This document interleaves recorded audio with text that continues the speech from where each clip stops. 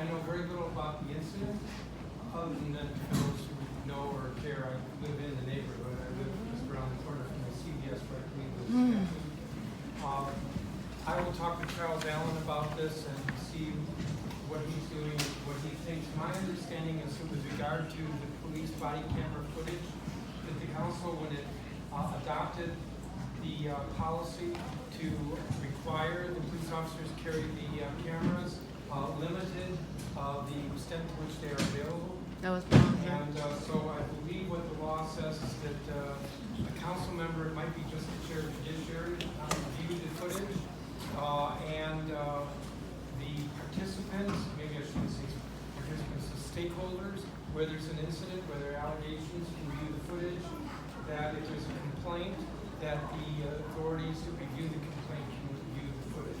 And that otherwise it's very limited. That's my understanding. Donahue can release it too. My view about the body camera footage is that it's not like other aspects of what we think of in terms of Freedom of Information Act. That the main reason and value for having the body camera footage is that where there are allegations of police misconduct, that those allegations can be, what I'm going to say, evaluated by reviewing authorities. As well, if there are criminal charges that come out of an incident, that the body camera footage helps to substantiate or exculpate those charges. One thing that I did not hear in the discussion at all is that there is an independent authority for reviewing police complaints. I got the impression, I don't know if I heard it correctly, that there's a police officer who was involved in this recent incident about whom there have been some complaints in the past, but there have to be complaints filed.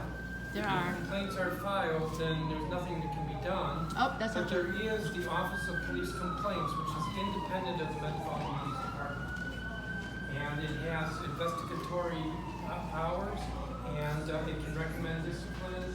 And I would highly urge that anybody who feels that the police can't be trusted with regard to a complaint should go to the Office of Police Complaints. If Office of Police Complaints is not responsive, let me know or let Charles Allen know. He's chair of judiciary and therefore he has oversight over the Office of Police Complaints. And that would be a way of evaluating complaints that may be filed. I do want to make one other point. We did receive an email from Councilmember Allen who did state that the law does permit him to view unredacted body cam footage, and he's scheduling time to be able to review all of them. And though he cannot in turn release it to anybody else, he is committed to providing specific input to the commander based on the comments and concerns that have been shared by the community to his office, and that he's committed to reviewing those and providing comments to the commander in this particular instance. And I believe we can also talk publicly about what he sees. It's just that the viewing of it is what is limited. Do you want me to take some questions? Sure. And I'm going to review in terms of how much time we want to spend there. So it would be great to have you write something up for the public stating that you will work with Councilmember Allen, because clearly this whole process of getting these video cams out is very congested and clogged up, and it's not doing what its intention is to do, which is create greater police transparency. Now, I think it's a canard that we're using the youth and the youth privacy. I think that's a canard, by the way. I don't believe that. I believe that there is an intentional blockage of having the public see conduct of the police. So I would love for you to say something or do something publicly, working with Councilmember Allen, so that we can see that the DC City Council is aware and that the lead of the City Council is on top of this issue, even if this is not your ward that you're representing. I think we need your leadership in this matter, to making sure that all of us feel as if the police department is being as transparent as possible. The system, the process is there's something going on with that whole process. And as well as the NEAR Act. I mean, we already have policy that's set in place that is not being implemented. And I think this is a battle between I don't know whom in the mayor's office, but we already have legislation passed, and certainly this is not what happened right before Christmas with these children. It's not following that policy. As far as saying something publicly, I'm saying something Well, publicly. that's us, but it's writing. Yeah, but this is a public meeting, and but I will work with Charles, and I'll also talk with the chief about this. I mean, clearly there is mistrust of the police, and the police cannot police effectively if they're not trusted. So that's a problem that they've got to deal with. Clearly, that's part of the issue as well.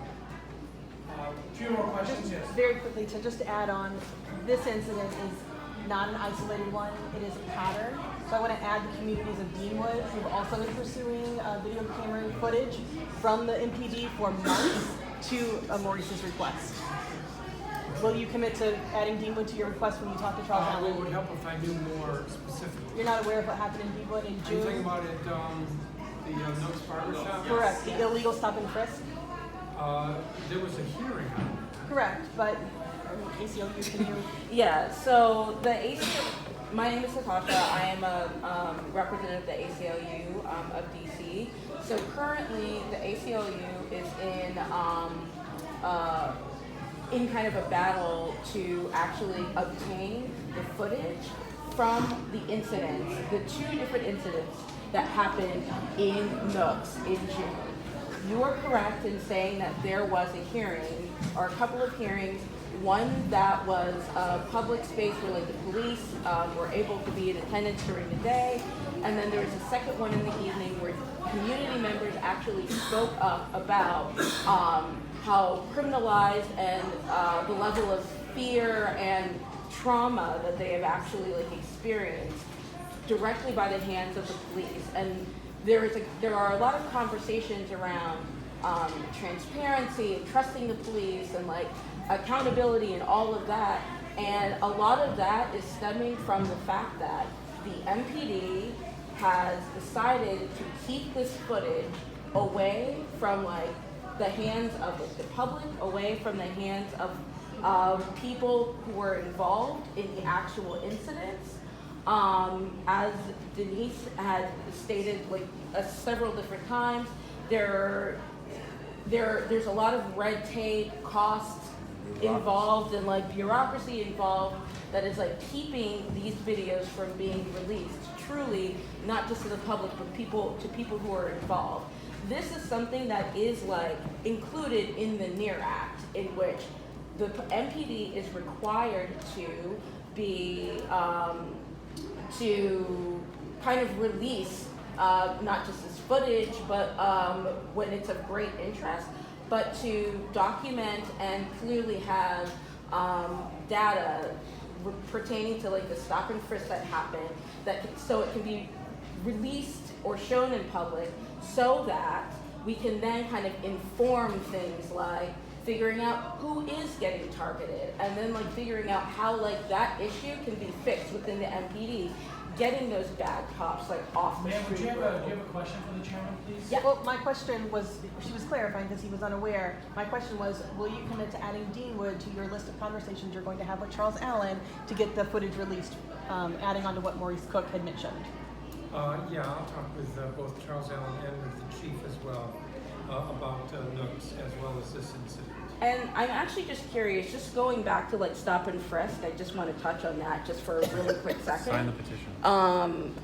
So yes, I'm curious from your perspective, do you feel that stop and frisk as a tactic that exists is actually something that is successful in stopping or reducing crime at all? I'm just curious what your stance on that. This is the wrong answer, but I don't feel like I can answer that fully or accurately here tonight.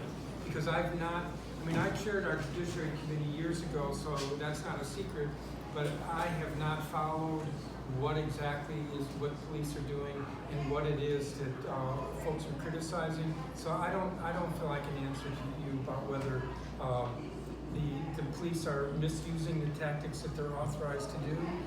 If they're misusing the tactics, then clearly they shouldn't be doing it. Question was, is it an effective? Do you think stop and frisk is an effective tactic? Whether 10 years ago, 20 years ago, 30 years ago, it's not a contextual issue.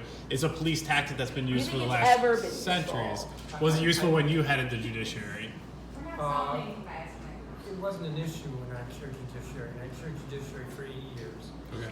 So I've given you my answer on that, but Okay. I believe, you know, Man, we know really have to move on, so. I know that an issue around the time of Nooks in June, earlier than that, was that the NEAR Act requires the police to keep data, which they were not keeping. Correct. I am hopeful that at this point they are keeping the data. I think it was rather embarrassing to the government as well as the police department that they were required to keep data, that we were told they were implementing the law. And then we found Just out one they were comment, not. and then I will. Last question back there, then we have to move It's on. not even a question. Go ahead, ma'am.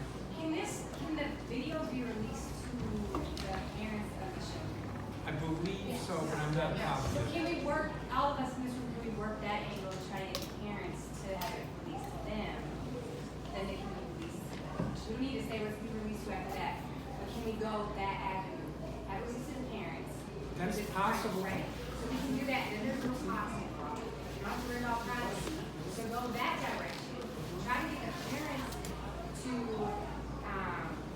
work with the community, right? And then we can bypass all of this. We don't have to deal with the $5,000 bill. We don't have to deal with bureaucracy. We can just go that way. Not allowed. Okay, thank you all so much for all the questions.